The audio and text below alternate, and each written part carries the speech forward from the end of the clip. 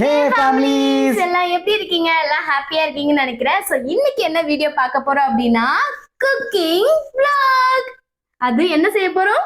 பீஸா செய்ய போறோம். சோ கொஞ்சம் வந்துட்டு நம்ம பீஸா பேஸ் மாதிரி வாங்கி அதுல இருந்து நம்ம என்ன ஸ்பெஷலாலாம் போட்டு செய்ய போறோம் அப்படிங்கறதெல்லாம் வந்துட்டு இன்னைக்கு வந்துட்டு ஸ்பெசிபிக்கா பார்க்க போறோம். வாங்க வீடியோக்குள்ள போலாம். வந்துட்டு ஸ்பைசினஸ் சேர்க்கறதுக்காக மெயின் என்ன? கேப்சிகம். சோ இதுதான் நாங்க வாங்கி வச்ச பீஸா பேஸ்.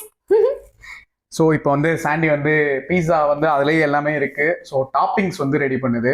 ஸோ வந்து எக்ஸ்ட்ரா ஸ்பைசி அண்டு டேஸ்டியாக பண்ணுறதுக்காண்டி இதெல்லாம் பண்ண போகுது சாண்டி. இப்போ என்னென்ன எடுத்து வச்சிருக்குன்னா கேப்சிகம், டொமேட்டோ, ஆனியன் வந்து எங்களுக்கு ரொம்ப பிடிக்குமா, கொஞ்சம் நல்லா அப்படியே ரோஸ்ட் பண்ணி போட்டோன்னா அதோட டேஸ்டே வேற லெவலில் இருக்கும்.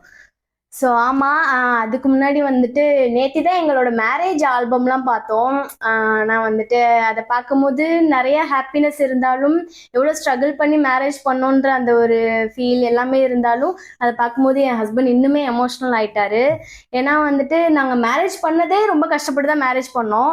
பட் ஆனால் மேரேஜுக்கு முன்னாடி இவருக்கு நிறையா வீட்டு லோனு, அதுக்கப்புறம் மேரேஜ் முடிஞ்சதுக்கப்புறமும் எல்லார் லைஃப்லேயும் இதை ஃபேஸ் பண்ணியிருப்பாங்க. மேரேஜ் ஆயிடுச்சுனாலே வந்துட்டு அந்த அதுக்குன்னு நிறைய பேர் கடன்லாம் வாங்கியிருப்பாங்க. அந்த மாதிரி இவருமே நிறைய லோனு அது இதுன்ட்டு ரொம்ப ஏறிடுச்சு.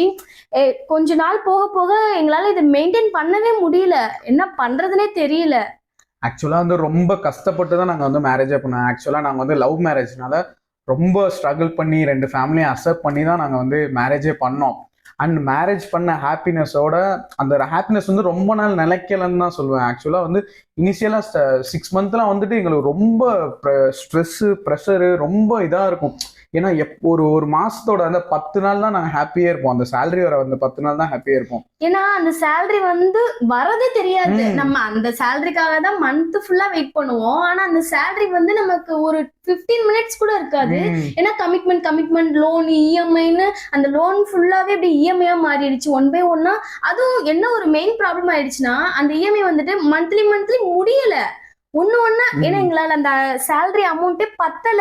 ஒவ்வொரு நாளும் எக்ஸ்ட்ரா ஆக மந்த்லி எக்ஸ்ட்ராவா வாங்குற மாதிரி ஆயிடுச்சு. அதுவும் எப்படின்னா, இப்ப நான் வந்து எக்ஸாம்பிளுக்கு சொல்றேன். இப்போ ஒரு 50,000 வந்துட்டு எனக்கு சேலரி வருதுன்னா, பட் நான் கட்ட வேண்டியது வந்து 1 lakh above வந்துருது. இப்போ அந்த 1 lakh கட்டுறதுக்காண்டி நான் எக்ஸ்ட்ரா வாங்குறேன்.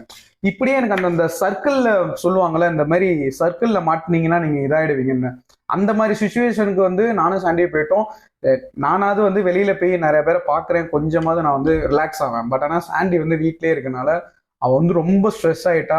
அவளை பார்த்து நானும் ரொம்ப ஸ்ட்ரெஸ் ஆயிட்டேன். ஆக்சுவலா வந்துட்டு 2 பேரும் ஹாப்பியா இருக்கணும்னு தான் நாங்க வந்து நிறைய பிளான் பண்ணோம். பட் நாங்க நிறைய சாக்ரிஃபைஸ் பண்ணோம். இதான எல்லார் லைஃப்லயும் ஃபேஸ் பண்ற விஷயம் தான். ஏன்னா மேரேஜ்னால ஒரு பெரிய விஷயம் தான் சொல்லுவாங்க. மேரேஜா இருக்கட்டும், வீடு வாங்குற விஷயமா இருக்கட்டும். ஸோ அது நம்ம பண்ணியிருக்கோம். ஆனாலும் வந்துட்டு நிறைய ஸ்ட்ரகிளை ஃபேஸ் பண்ணி இவர் ரொம்ப உடஞ்சு போயிட்டாரு. அது மட்டும் இல்லாம எல்லாருமே நம்ம கூட இருந்த எல்லாருமே வந்துட்டு வீடு, காருன்னு இந்த மாதிரிலாம் வாங்கும்போது நம்ம பார்த்து பொறாமப்படலை. பட் எல்லாருக்குமே லைஃப்ல ஒரு ஏக்கம், ஆசையெல்லாம் இருக்கும்ல. அவங்களெல்லாம் பார்க்கும்போது நமக்கு நம்ம எப்படா நம்ம லைஃப்ல செட்டில் ஆவோம், எப்போ நம்ம வீடு வாங்குவோம், எப்போ நம்ம கார் வாங்குவோம், எப்போ நம்ம இந்த ஃபினான்ஷியல் ப்ராப்ளம்ல இருந்து வெளியே வருவோம் அப்படின்னு டெய்லி ஸ்ட்ரெஸ். இவர் டெய்லி வந்து நார்மலாவே இல்லை. என்ன சொல்றது, நம்மளாவது கேர்ள்ஸாவது ஃபீலிங்ஸ் ஓரளவுக்கு வெளியே காட்டுவோம். ஆனா இவர் வந்துட்டு என்ன சொல்றது, உடஞ்சு போறது, அதுவே பெரிய ஸ்ட்ரெஸ் ஆயிடுச்சு. ஒரு கட்டத்துல நான் வந்து உடஞ்சே உட்காந்துட்டேன். லைஃப் நினைச்சு ஃபியூச்சர்ல நம்ம என்னடா பண்ண போறோம், நம்ம ஃபியூச்சர் எப்படி போகுது, ரொம்ப ஸ்ட்ரெஸ் ஆகி ஒரு மாதிரி மன உளைச்சலுக்கே நான் வந்து ஆளாயிட்டேன்னு கூட சொல்லலாம். அப்பதான் என்னோட சிஸ்டர் வந்துட்டு எனக்கு தெரிஞ்ச ஒருத்தவங்க வந்துட்டு சொன்னாங்க, இந்த மாதிரி ஒரு ஆஸ்ட்ராலஜர் இருக்காங்க, நீங்க வேணா சஜஸ்ட் பண்ணி பாருங்க அப்படின்னாங்க. பட் ஆனா எங்களுக்கு அதுல பெருசா ஹோப்பே இல்ல. ஏன்னா வந்துட்டு ஆஸ்ட்ராலஜரை பார்த்தா நமக்கு வந்து லைஃப் மாற போதான்ற மாதிரி தான் நாங்க வந்து திங்க் பண்ணிட்டு இருந்தோம். யாரா இருந்தாலுமே அந்த மாதிரி தான் நம்ம நினைப்போம். பட் ஆனா வந்துட்டு எங்களுக்கு ஒரு வழியே இல்ல. எந்த ஒரு இது பண்ணாலும் எங்களுக்கு இந்த இஷ்யூ வந்துட்டு எப்படி சால்வ் ஆகும்னு தெரியல. சரி, லாஸ்ட் ஹோப்பா வந்துட்டு ட்ரை பண்ணி பார்க்கலாம்னு இவர் வந்து லாஸ்ட் ட்ரை. சரி, ஓகே, அவங்க ஏதோ சொல்றாங்க, நம்ம ட்ரை பண்ணி பார்ப்போம்னு தான் ட்ரை பண்ணோம். அதுக்கப்புறமா தான் நாங்கள் ஆஸ்ட்ரோடாக்ல வந்து மணி ஜோசியரை வந்து காண்டாக்ட் பண்ணோம். அண்ட் அவர் வந்து ஜஸ்ட் எங்களோட டேட் ஆஃப் பர்த் மட்டும் தான் கேட்டாரு. என்னன்னா இவர் டேட் ஆஃப் பர்த் கேட்கிறாருன்னு சொல்லிட்டு ஜஸ்ட் நான் என் டேட் ஆஃப் பர்த் தான் கொடுத்தேன். பட் என் லைஃப்ல நடந்த எல்லாத்தையும் வந்து அப்படியே தெக்க தெளிவா சொன்னாரு. எங்களால நம்பவே உள்ள ஒரே ஷாக்கிங்கா இருந்தது. என்னடா இவர் ஜஸ்ட் ஒரு டேட் ஆஃப் வாலிபத்தை வச்சே இவ்வளவு சொல்றாருன்ற மாதிரி. எப்படின்னா எங்க லைஃப்ல கூட இருந்து எங்க ப்ராப்ளம் எல்லாம் பார்த்து எங்க கல்யாணத்துல பார்த்த மாதிரி எங்க லைஃப்ல நடந்த ஒன்னொன்னையும் தெளிவா நீங்க வந்து எப்படி மேரேஜ் பண்ணீங்க, உங்க மேரேஜுக்கு என்னென்ன ஸ்ட்ரகிள் நடந்துச்சுன்னு சொன்னாரு. ஆக்சுவலா நாங்க போனது வந்து வேற ஒரு தாட்ல நாங்க போனோம். பட் ஆனா அவர் சொல்ல சொல்ல எங்களுக்கே வந்து ஒரு ஹோப் வந்துருச்சு. ஏன்னா நாங்க நம்பிக்கை இல்லாம ஜஸ்ட் ஒரு லாஸ்ட் ட்ரைன்ற மாதிரிலாம் போனோம். பட் ஆனா அவர்கிட்ட பேசும்போதே எங்களுக்கு ஒரு மாதிரி என்ன சொல்றது, ஒரு சப்போர்ட்டிவ்க்கு ஒரு ஆள் இருக்காங்கப்பா. நம்ம லைஃபுக்கு ஒரு என்ன நடக்கும்ன்றத நம்ம யோசிச்சுட்டு இருந்தோம். ஃபியூச்சர் என்ன ஆக போதோ என்னமோ என்ன ஆச்சுன்னு அப்படி கவலையில இருந்தோம். இவங்க வந்து சொல்லும் போதுதான் தெரிஞ்சது ஓகே அப்படின்ற மாதிரி. அப்புறம் அவர் நிறைய வந்துட்டு ரெமிடிஸ் அப்புறம் என்னென்ன நிறைய ஸ்டெப்ஸ் எல்லாம் சொன்னாங்க. அவர் சொல்ல சொல்ல நாங்க வந்துட்டு அதெல்லாமே ஃபாலோ பண்ணிட்டே இருந்தோம். அப்புறம் ஒரு சர்டைன் டைம்ல எங்களுக்கே அது ஃபீல் ஆச்சு, ஓ நம்ம லைஃப் பாசிட்டிவ் தாட்டை நோக்கி போகுது அப்படின்ற மாதிரி எங்களுக்குள்ளேயே நாங்க வந்து ஃபீல் பண்ணிக்கிட்டோம். ஃபியூ மந்த்ஸ்லயே எங்களுக்கு வந்துட்டு நல்ல டிஃபரன்ஸ் தெரிஞ்சிச்சு. ஏன்னா ரொம்ப அதான் சொல்றேன்ல, ரொம்ப ஸ்ட்ரகிளா இருந்தது. அது அவங்கள்ட்ட நல்லா சஜஸ்ட் பண்ணதுமே எங்களுக்கு வந்துட்டு கொஞ்சம் கொஞ்சமா பாசிட்டிவ் ஃபீல் ஆச்சு. இஎம்ஐ எல்லாம் கொஞ்சம் கொஞ்சம் முடிய ஆரம்பிச்சிச்சு. அப்புறம் வந்துட்டு இவருக்கு வந்துட்டு ஒர்க்ல ப்ரொமோஷன் எல்லாம் கிடைக்க ஆரம்பிச்சிச்சு.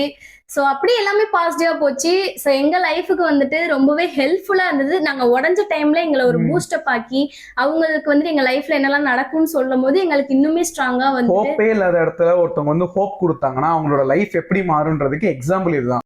இது எங்க லைஃப்ல மட்டும் நாங்க ஃபேஸ் பண்றோம்னு இல்ல, இது கண்டிப்பா எல்லார் லைஃப்லயுமே இருக்கும். ஏதாவது ஒரு ஸ்ட்ரகிள் வந்துட்டு ஃபேஸ் பண்ணிட்டு தான் இருப்பாங்க. பட் ஆனா எல்லாரும் வந்துட்டு என்ன நினைப்பாங்க, வெளியே பார்க்கும்போது அவங்க ஹாப்பியா இருக்காங்க அப்படின்ற மாதிரி தான் நினைப்பாங்க. பட் ஆனா அவங்க மனசுக்கு மட்டும்தான் தெரியும் அவங்க எவ்வளவு ஸ்ட்ரகிளை ஃபேஸ் பண்ணிட்டு இருக்காங்க, எவ்வளவு கவலையில இருக்காங்க அப்படின்னு. ஒவ்வொருத்தர் லைஃப்லயுமே நிறைய வந்துட்டு கஷ்டம் கவலை எல்லாமே இருக்கும். ஸோ அப்படிப்பட்டவங்களுக்கு இந்த ஆஸ்ட்ரோடாக் ஆப் ரொம்பவே ஹெல்ப்ஃபுல்லா இருக்கும்.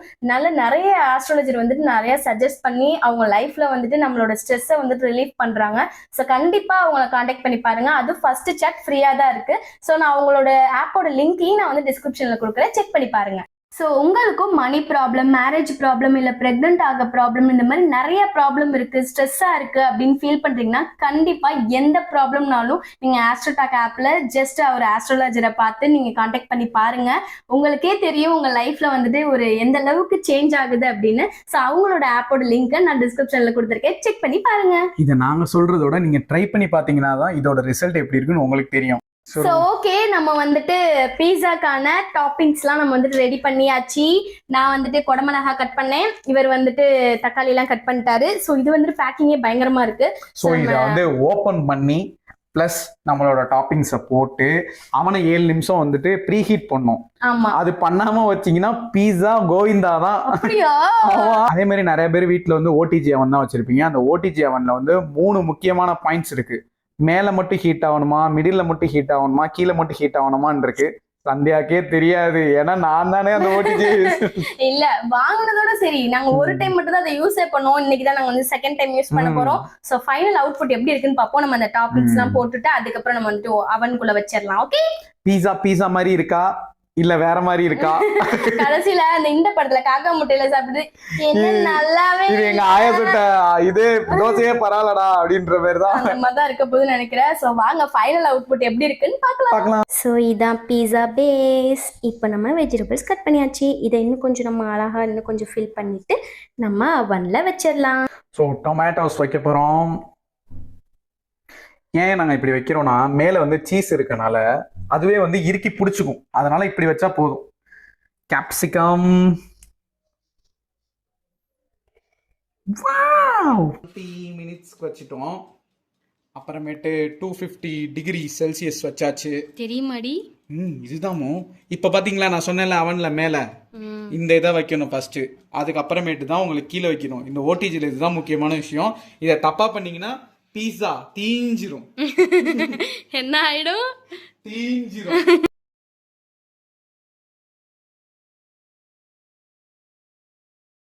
Finally pizza ready. இந்த பாருங்க, பாத்திரி பயங்கரமா இருக்கு, தாறுமாறா இருக்கு.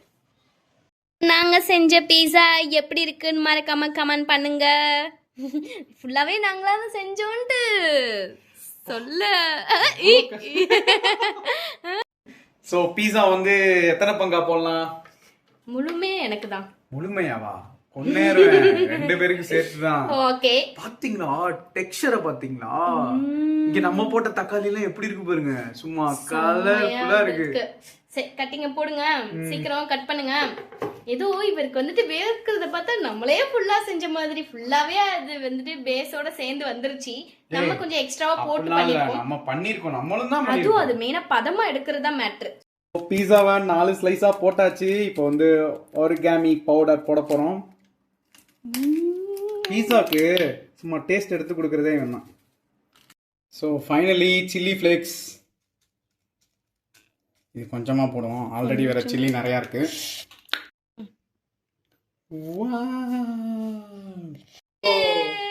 ஸோ நாங்க செஞ்ச பீஸாவை சாப்பிட்டு பார்க்க போறோம். சியர்ஸ்.